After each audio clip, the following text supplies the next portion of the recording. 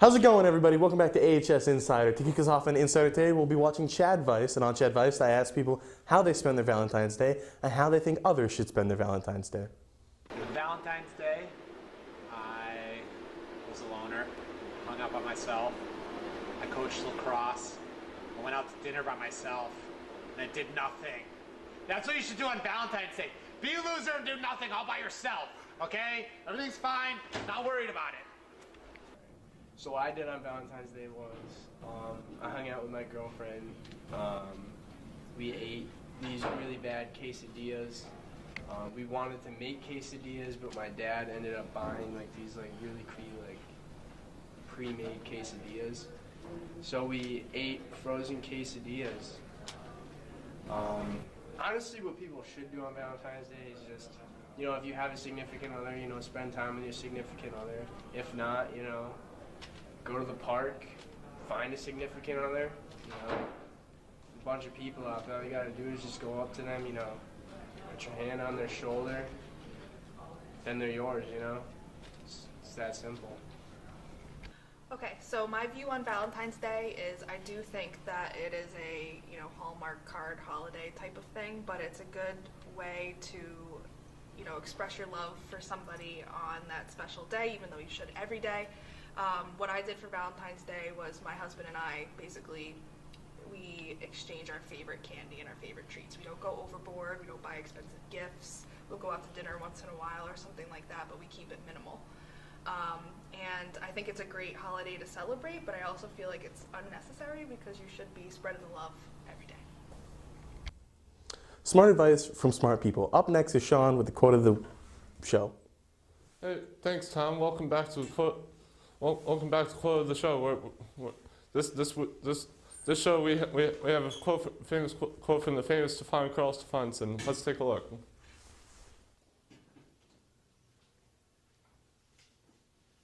Live your life without regrets. Live your life to the fullest because you don't know when you're going to die. Time is pretty priceless because, you don't get much of it, so you could die tomorrow. You never know, so live life. Time is valuable because you only have a certain amount of time, and therefore as time goes on, there's going to be time running out. So by the time there's time ran out, there's going to be no chance for you to have more time. Because time isn't an object. You can't pick it up and take more of it or take less of it. You can't buy it. You can't, it's an idea. It's like Jesus. It's like if we believe in Jesus, we believe in time. You know what I'm saying? Time is more of a fact than Jesus is, but in a way you can relate him to. You don't want to waste time. You only live once. So I think that time is definitely one of the most valuable resources we have because all things considered, we can't really gain any more time than we already have. We only have so much time, and we have to make the most of it that we possibly can. Time is the most valuable thing in life because it never comes back. So when I think about that quote, I think about my parents and my grandparents and my kids, and I think about the time that we spend together as a family.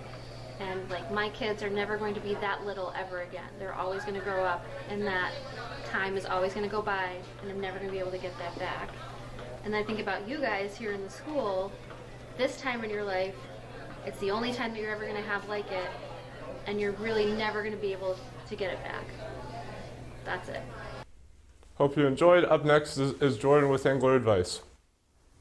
What's up, guys? Today we're going to be checking out my new show, Angler Advice.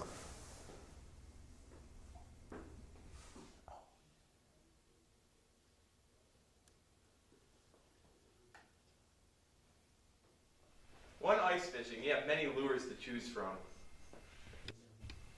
Many people use blades, spoons, and jigs in different sizes and colors. Live bait is also a good option for ice fishing. You can use shiners or any other type of minnow. Fish are liking a bigger presentation later in the winter because they're getting ready for the spring spawn. Bass, pike, and perch are some of the best fish in this area for ice fishing. you're staying local, Lake Connemara is one of the best places to ice fish. That's it for angler advice. Catch you next time. What's up, guys? Now I'm going to be throwing it over to Ben with tech tips. Let's check out my new show, Tech Tips with Ben.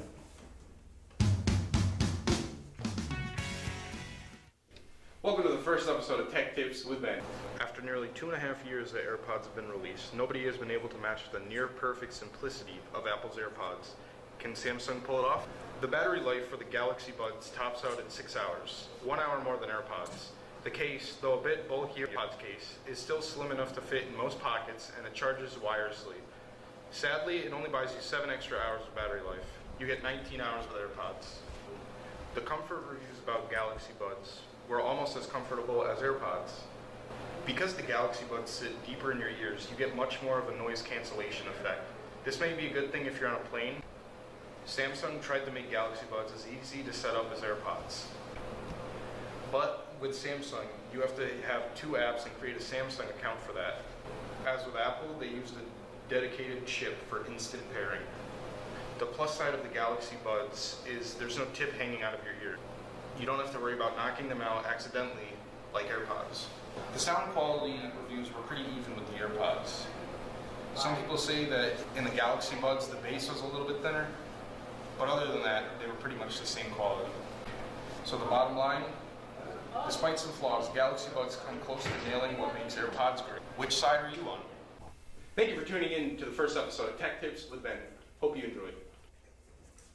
Next up on the Insider, we have Nino with the good news. What's up, AHS? It's Nino with the good news. Today we're talking about how, as schools match wits, and Agawam went up against Northampton and completely destroyed them. Let's take a look at one of the interviews with the starters. It's a great honor to be a starter on the Schools Match Wits team. Well, I've been recruited for a couple years. I never really gave it a shot until this year, and I'm glad that I did. Northampton's a really good team, and we blew them out. So I'm just hoping that we can win the first championship for Agawam in history. In other good news, a charity is accepting donations of cars to give to lower-income families. The charity Good News Garage operates in Massachusetts, Connecticut, New Hampshire, and Vermont. You can even donate online. Be sure to sign up for Agawam Spring Sports to not only support Agawam, but to have fun and exercise. And up next is Thomas Shadow Position. This has been Welcome Nino back with the to good Did You Know, where I spout off random facts about random things. Today, we are talking about our nation's currency, some of the weird facts behind it, and some of the inner workings of it. Let's take a look. So to begin, it actually takes a long time to be able to have the job to engrave a dollar bill. In fact, it takes a full decade to reach that position. When we go to the looks of our currency, the design of the coins were actually argued about originally. There was a group of people that actually didn't want to have famous people on their money. It seemed to copy Britain, who they had just liberated themselves from. As you may already know, the paper money of our country has a security thread in it. This thread, depending on the bill it is, glows differently in UV light. On the topic of paper money, it actually isn't even really paper. It's actually 75% cotton and 25% linen. No paper involved. Moving into even more specifics, the elusive $2 bill actually used to be considered extremely unlucky, and still is to some. It isn't noted why, but we know that it does exist. Moving on to the dollar bill, actually takes 3 cents to create a $1 bill. Saves money for the government, I guess. Keeping on the $1 bill, it actually has not been redesigned for a long time. The design it is at now is the same way it used to look 5 decades ago. In the realm of made money, the makers of Monopoly also create about $30 billion each year, right, if we were to translate their game money into US money. I hope you enjoyed all of that. I hope you enjoyed our show. Thank you for joining us. You can check us out on Mr. Brown's YouTube channel. While you're there, you can subscribe and like our videos. You can also see us on channel 12 if you would like. Thank you for joining, and we'll see you next episode.